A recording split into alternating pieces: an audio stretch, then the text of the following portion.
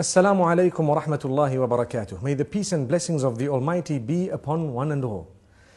Today we will be discussing a very important topic connected to the tongue. The tongue, as you know, is a gift of the Almighty. It is very small in size, but it can create so much havoc and it can cause so much damage that more than any other organ of the body. So it's important for us to know that the Almighty has created this tongue. You know, some scholars say so beautifully, He has put 32 guards that are so sharp around that tongue so that we think 32 times before we actually utter. And it's amazing how the tongue is so small, it moves 1,001 times in a minute up and down, and yet it does not get cut by these sharp knives around.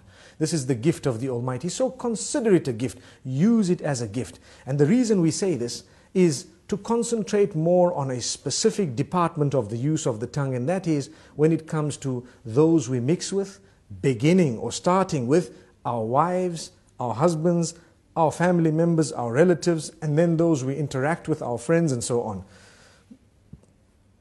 What we should know is that the tongue has several different uses. One of them is to taste food, one of them is to speak, and there are so many other uses of the tongue that are there. Some we may know, some we may not know. It's amazing. However, remember, your respect as an individual is very closely connected to how you use the tongue. This is why the Messenger Muhammad, peace be upon him, says, every morning all the organs of the body call out to the tongue and say, fear the Almighty regarding all of us. It is through you that we are known, so be careful what you say. Amazing. Which means I have hands, I have legs, I have a brain, I have eyes, my whole body, my entire image, my identification. I am known as a good or a bad person based primarily on how I use my tongue. Have we ever thought of that? So if I use it correctly, I will be known as an upright individual. If I lie and swear, use vulgar language, scream and shout, they will know me as a bad person. But my legs have not committed a sin, my hands have not committed a sin, my hair and all the other parts of my body have committed no sin. The sin is committed by the tongue. And the tongue, yes, closely connected to the brain and all that, yes, correct. But ultimately it was the one used to relay what was within. This is why if you're not sure, don't speak. Speak when you're sure. Think about it, think twice. I'm sure we've all heard the saying, you've been given one mouth and two ears to speak half that of what you hear. So you hear more and you speak less. Sadly, a lot of us love to speak. And we just want to say anything and everything, no matter how it sounds. Not realizing, did you know, it is an act of worship to think before you speak. You're actually rewarded, an act of worship. The Almighty becomes pleased with us when we think before we speak. And not just think, but think of how many different ways there are for me to portray or to say what I have in my heart, to convey that message. If I've got 5 different ways of wording it, I need to select the best, most effective, most beautiful manner, and then I will speak. And if I speak using that best and most effective manner, I will automatically be able to please my Maker, and I will definitely cause or create lots of harmony and peace in my surroundings. So very importantly, let's use the tongue correctly. Number 1. Number 2 is not only the selection of words, the tone as well. Very closely connected to that. Some people scream and yell, they shout. Shouting will reduce your respect. The more you yell, the less people respect you. The next time you say something, nobody will want to listen to you because you're used to screaming. And this is the whole reason that we say, speak with a tone that is audible, but a respectable term, meaning respectful tone. You will find, and I'm sure we've all seen this, when someone has a habit of speaking with a calm tone and always relaxed, you will notice immediately that the minute they open their mouths, everyone is silent and listening. Whereas when you have another who's always yelling and screaming, everybody's yelling and screaming with them. No one knows whether they are serious or not serious. And imagine if you hear a person yell or scream who has never ever done that in his or her life. Automatically you would know that this is something very important because this person does not use this type of language or does not scream. Amazing. So this is the importance of the use of the tongue, how it gives the whole image of who we are just by its use. Sometimes a whole company can come crashing because of a CEO making one statement that is negative or bad. And there are examples of that in history where we've seen this happening because of the abuse or misuse of the tongue. The same way a man who has always been respected can lose all his integrity within a split statement because of how bad it was and how evil it was. So we need to be careful. You are known by your tongue. Let us be careful how we use this tongue. We'd like to give a few more examples.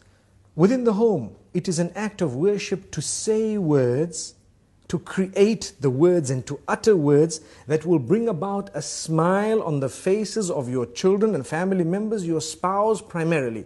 Did you know that it is actually an act of worship to come home and utter words of goodness, sweet words, beautiful words, make people feel appreciated, make them feel wanted, make them feel the bond? And it is the tongue that makes us really connect to one another. And this is why we say it is an act of worship. So many people do not realize it's a charity to say a good word. A good word is a beautiful charity. We come home, we're silent.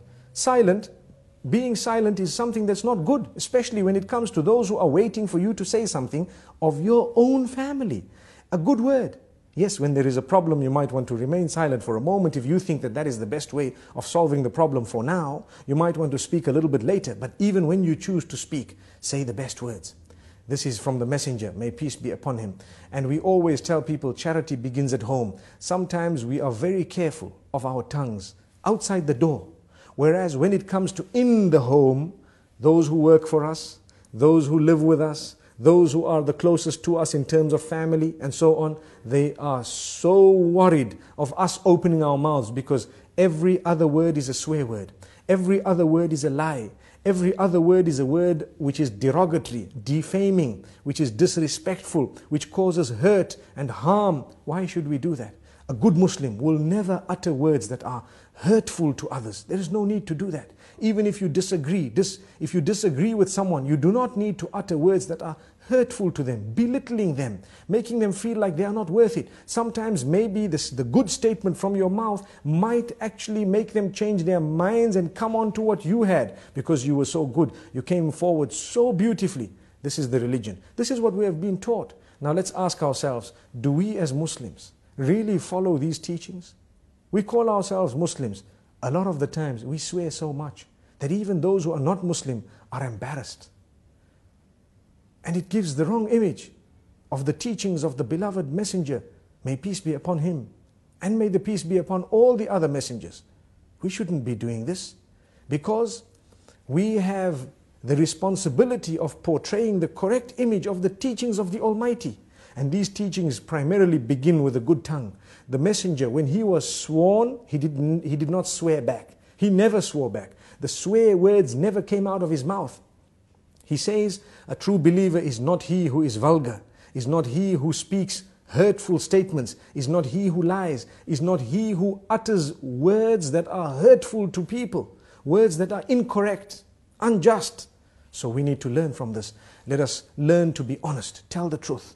For indeed to lie would be a burden on the shoulders, and it would be a very, very grave burden on the day of judgment. We should not be lying. We should not be hurting people's feelings. I hope I've said a little bit to motivate people to use their tongues in a better way, starting with myself and then everyone else. Remember, choose the best words, choose the best expressions, for indeed to do that is a great act of worship. Until we meet again, Assalamu alaikum wa rahmatullahi wa barakatuh.